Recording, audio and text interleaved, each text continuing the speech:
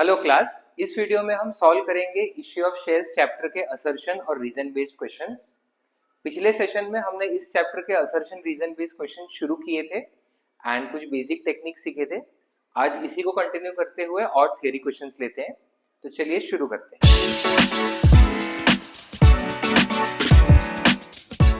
First question, assertion दिया है securities premium reserve may be used for issue of partly paid bonus shares.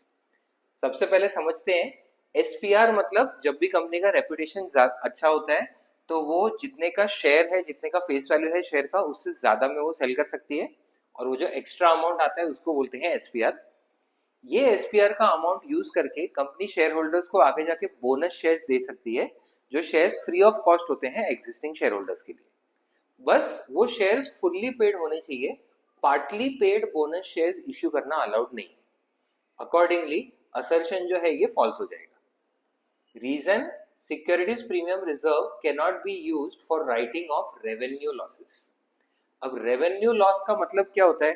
तो एक तो होता है डे टू डे मतलब रेवेन्यू लॉसेस जो बिजनेस में होते हैं, दूसरा होता है कैपिटल लॉसेस मतलब री इश्यू करते टाइम जो लॉस हुआ शेयर्स का, या फिर एसेट सेल करते टाइम जो लॉस हुआ। अब एसपीआर कैपिटल लॉसेस को राइट ऑफ करने के लिए यूज हो सकता है, but day to day losses के लिए एसपीआर हम यूज नहीं कर सकते। सो यहाँ पे वही बोला है SPR can not B use for writing off revenue loss, तो रीजन जो है ये ट्रू है। तो हमारा असर्शन जो है ये फॉल्स है एंड रीजन जो है ये ट्रू है। नेक्स्ट सेकेंड क्वेश्चन, असर्शन दिया है फॉरफिटेड शेयर्स मे बी री issued by the company at a discount.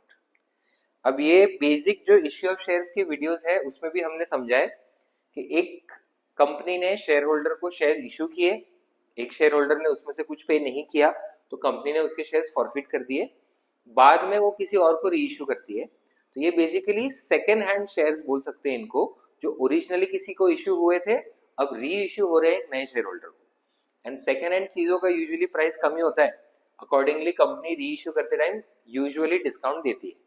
But अगर कंपनी का रेपुटेशन बहुत अच्छा है तो फॉरफिटेड शेयर्स भी री इशू करते टाइम पार पे या प्रीमियम पे भी इशू हो सकते हैं। Reason, amount of discount on reissue can not exceed the amount of forfeited on reissued shares.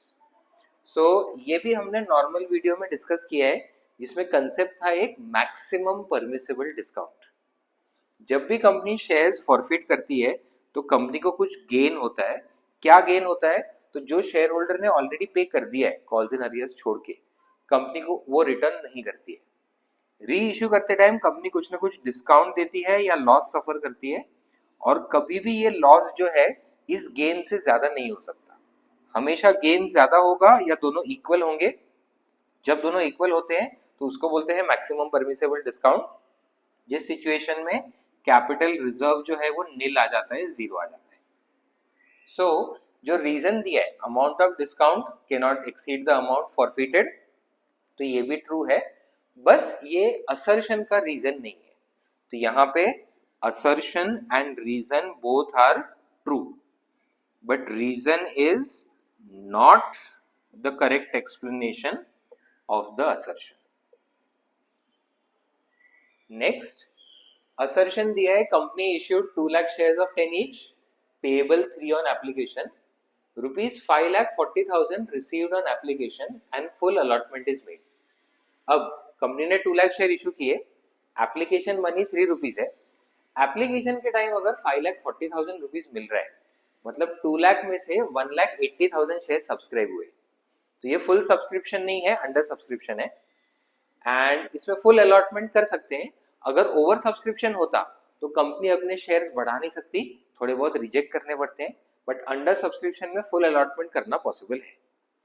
Reason, company can not proceed with allotment as minimum subscription has not been received. अब minimum subscription का जो concept है ये सेबी के guidelines में दिया हुआ है। जब भी कोई कंपनी शेयर इश्यू करती है तो उसको उतना कैपिटल का रिक्वायरमेंट है, एंड अगर पब्लिक ने वो शेयर्स परचेज नहीं किए या कम शेयर्स परचेज किए तो कंपनी को सफिशिएंट कैपिटल नहीं मिलेगा और उसके फेल होने के चांसेस बढ़ जाते हैं, जिसकी वजह से सेबी ने ये गाइडलाइन रखा है कि कंपनी जितने भी शेयर इश्यू कर रही है उसके 90% शेयर्स एटलीस्ट सब्सक्राइब हो जाने चाहिए, तभी कंपनी जाके वो एप्लीकेंट्स को शेयर्स अलॉट कर सकती है।